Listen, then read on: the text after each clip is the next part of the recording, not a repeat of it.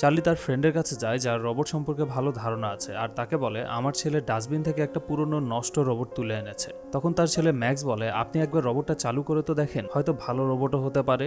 চার্লির friend রোবটটা ঠিক করে দেয় আর রোবটটা অ্যাক্টিভ হয়ে যায়। তারা রোবটটার নাম রাখে অ্যাটম। অ্যাটম অ্যাক্টিভেট হলে চার্লিও অবাক হয়ে যায় আর বলে আমরা একে কম্পিটিশনে নিয়ে যাব যেখানে দুনিয়ার সবচেয়ে স্ট্রং রোবটরা আসে। অ্যাটমের মধ্যে একটা স্পেশাল অ্যাবিলিটি ছিল যে তাকে যে কোনো কিছু দেখালেই সে সেটা কপি করে ফেলতো। তাই চার্লি আর ম্যাক্স তাকে সব ধরনের ফাইটিং মুভ শেখায়। ধীরে ধীরে তারা অ্যাটমকে নিয়ে অনেক কম্পিটিশনে অংশ নেয় আর অ্যাটম সব কম্পিটিশন জিততে থাকে এবং তারাও অনেক টাকা ইনকাম করতে থাকে। অনেকে মোটা অঙ্কের টাকার বিনিময়ে অ্যাটমকে কিনেও নিতে চায়, কিন্তু চার্লি আর ম্যাক্স অ্যাটমকে বিক্রি করে না, কারণ তারা জানে অ্যাটম অনেক স্পেশাল আর অন্য সব রোবটের চেয়ে আলাদা।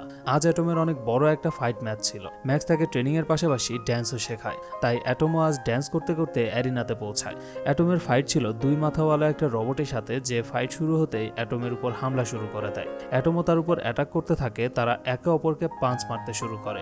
একসময় মনে হয় অ্যাটম হেরেই যাবে, কিন্তু শেষে অ্যাটম একটা বড় পাঞ্চ মেরে জিতে যায়। এভাবে আপনারা যদি আমার মতো মুভি এক্সপ্লেনেশন ভিডিও বানিয়ে ইউটিউব থেকে ইনকাম করতে চান তাহলে এই নাম্বারে হোয়াটসঅ্যাপে মেসেজ দিন।